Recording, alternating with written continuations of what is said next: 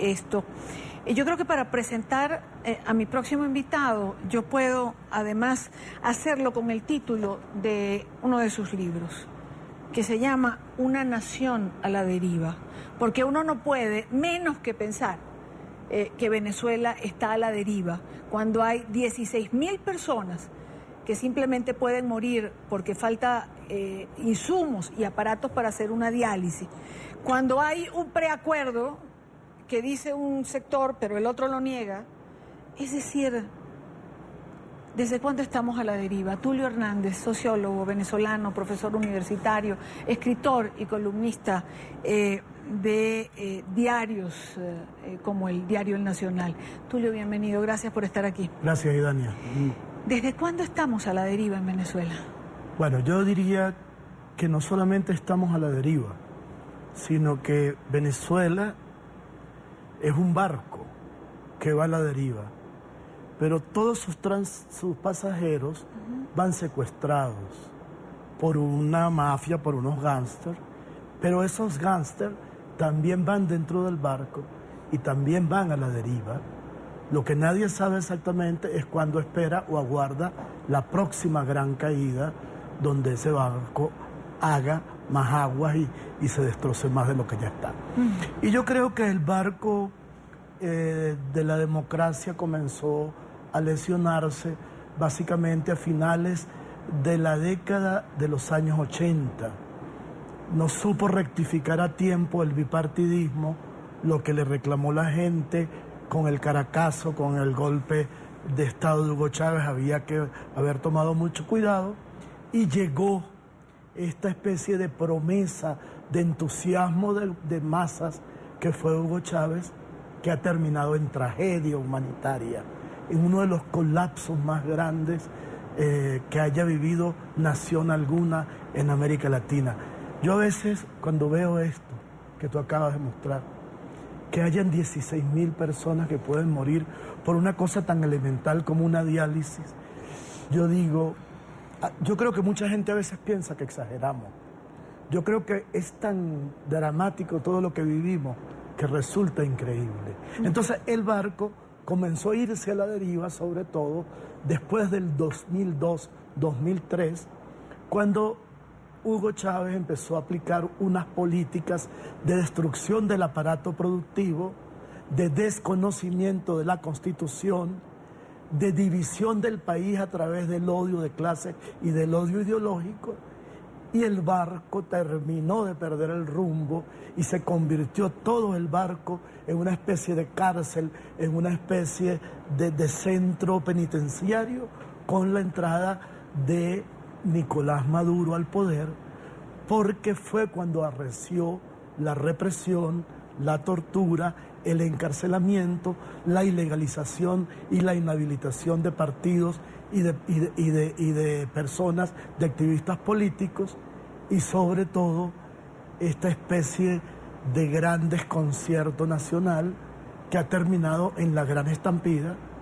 que aquí en Bogotá y en Colombia en general la vivimos con una gran crudeza.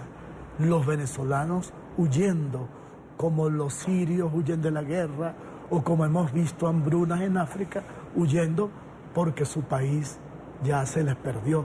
Su país, nuestro país, está a la deriva. Y es un barco a la deriva. La tragedia es tan grande que este barco a la deriva ya no solo amenaza a lo que queda de Venezuela, sino que amenaza a sus países vecinos y a la región en general. Porque esa estampida es tan grande, Tulio. Este éxodo es tan masivo de los venezolanos que América Latina en general no está preparada para asimilar, para dar respuesta a los venezolanos que están llegando. Colombia, por supuesto, en primer término, donde ya vemos situaciones de orden público, pero nadie estaba preparado para esto, para que se viniera esta avalancha de gente cruzando las fronteras. Claro, esa es una amenaza, el tema de la migración, pero hay otras amenazas colaterales. Por ejemplo, como para un proceso de paz que venía o que viene viviendo Colombia, muy tortuoso, muy tormentoso, pero que marcha, Venezuela siempre fue una piedra de tranca, porque fue un lugar de apoyo y de operaciones de la FARC y todavía, según algunas investigaciones de prensa, del ELN.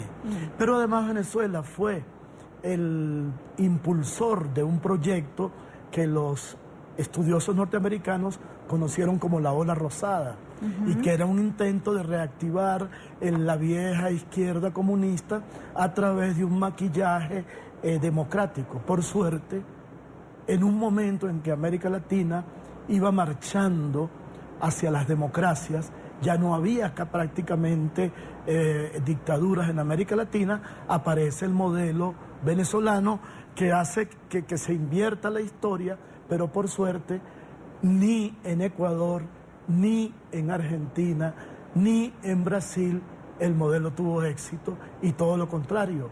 Hoy en día más bien ha entrado una época de inversión, de finalización. Se revierte. De ese entusiasmo que se expresa en que ahora es la época de los grandes empresarios siendo presidentes de sus países. Piñera, Macri, Temer, todo por suerte fracasó. Pero ese es el peligro del chavismo en este momento. Que como Enver Hoxha en Albania, en los años 60 y 70, el chavismo está apostando al aislamiento total. Ellos serían felices si pudieran levantar esos muros que Trump quiere entre México y Estados Unidos. Pues el gobierno de Venezuela sería feliz abriendo las compuertas para que se vaya el mayor número de gente y cerrándola a su relación con la comunidad internacional. Ya se salieron de la OEA, destrozaron de alguna manera las formas de cooperación tradicionales de América Latina, no comparten la Corte Interamericana de Derechos Humanos, no obedecen las sentencias de la Organización Mundial de Comercio. Es decir, entre menos presiones se les haga, menos vínculos tengan con la legalidad, porque el aporte del chavismo es haber creado lo que a mí me gusta llamar el Estado malandro. No es exactamente un Estado comunista, no es exactamente una dictadura militar, por supuesto que no es una democracia, sino que es un Estado malandro, un Estado que juega a simular actitud democrática, pero que actúa como los malandros. El gobierno de Maduro y antes el de Hugo Chávez tiene en una mano la Constitución y en la otra una pistola. Cuando quiere, invoca la Constitución. Cuando no quiere, cuando esto no le sirve, dispara la pistola. La usa como la hizo en los 3 meses de manifestaciones del año pasado. Sí. Por eso la situación más grave, y hoy tenemos un gran ejemplo, es que el venezolano común vive atrapado porque no puede discernir qué es verdad y qué es mentira, qué es realidad y qué es ficción, qué es legal y qué es ilegal. Un funcionario de un conocido cinismo, de un desprecio absoluto por los demás, que Jorge Rodríguez, sale diciendo que sí hubo acuerdo, y todos los tweets de la gente que estuvo en la reunión dicen que no hubo acuerdo ninguno, porque las cosas básicas que pide la Mesa de la Unidad Democrática no se han dado. Nombrar un nuevo CNE, garantizar la equidad en las elecciones, permitir la observación internacional, garantizar el derecho de los venezolanos en el extranjero a ejercer su voto, permitir la observación internacional, lo elemental que en una democracia se requiere para que unas votaciones sean creíbles. Se juega en Venezuela desde el poder a quebrar la lógica. Total. Esto lo había descrito con mucha propiedad en la primera mitad del siglo XX un escritor inglés llamado Orwell. Sí. Orwell escribió un libro que se llama 1984 y describió otro, Rebelión en la Granja. Y precisamente lo que desconcierta a los políticos democráticos, que actúan en el fondo con cierta ingenuidad, es que nosotros estamos no solamente ante un Estado malandro, sino ante un grupo de fanáticos, y el pensamiento fanático no conoce límites. El pensamiento fanático es capaz de hacer lo que tú acabas de mostrar en la pantalla. Un presidente que dice que no está pasando nada. Hay 16 personas a punto de morir. 16.000. Hay miles, 16.000, perdón. Hay miles que han muerto. Y él tocando, cantando, bailando. Y aquí se repite una de las mejores definiciones que yo he oído sobre qué es el comunismo. Se la escuché a un filósofo que solía visitar Venezuela, perdón, un sociólogo, Edgar Morin.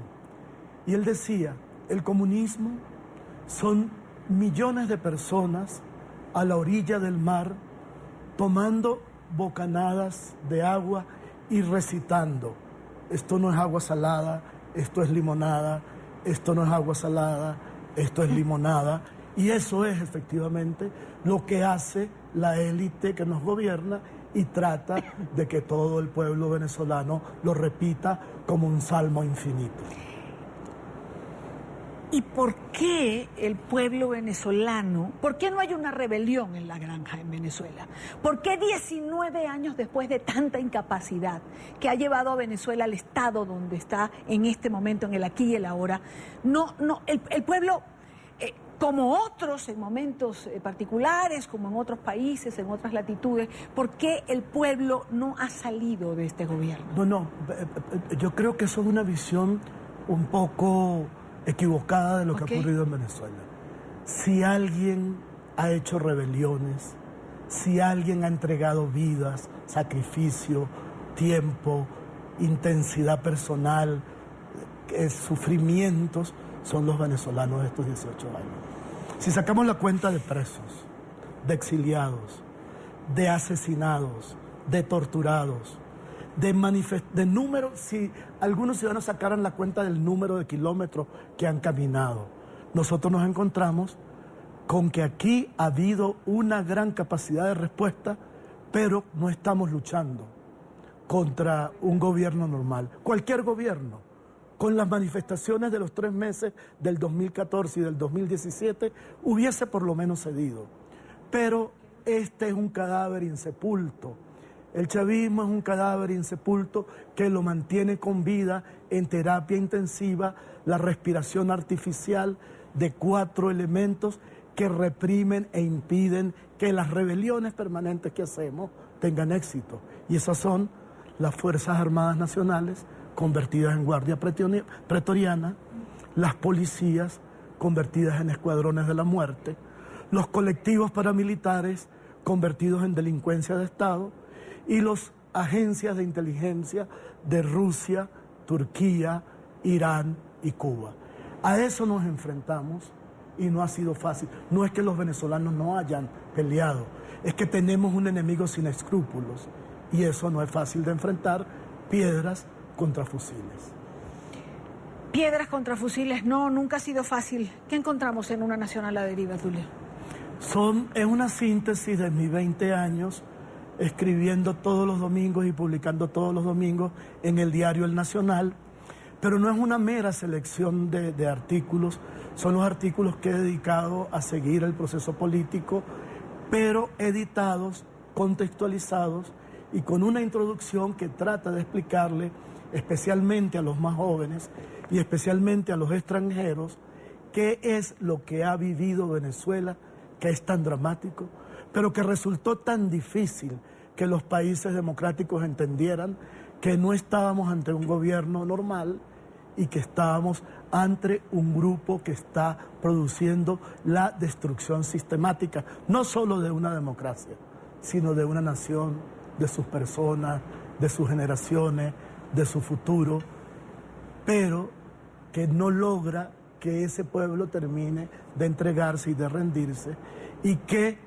felicito de verdad la decisión de la MUD o de los que están dialogando hoy, porque yo creo que hay que mantenerse en el diálogo, que lo último que un demócrata puede abandonar es una mesa de diálogo, y que así lo han hecho incluso en momentos en que las guerras están en plena evolución, lo han hecho grandes estadistas del mundo. Yo creo que ustedes, como yo, se van a quedar con ganas de tener más de Tulio Hernández. Hacía mucho rato que no conversaba con él. Y me quedan muchísimas preguntas más a eso que acaba de decir, que hay siempre que negociar.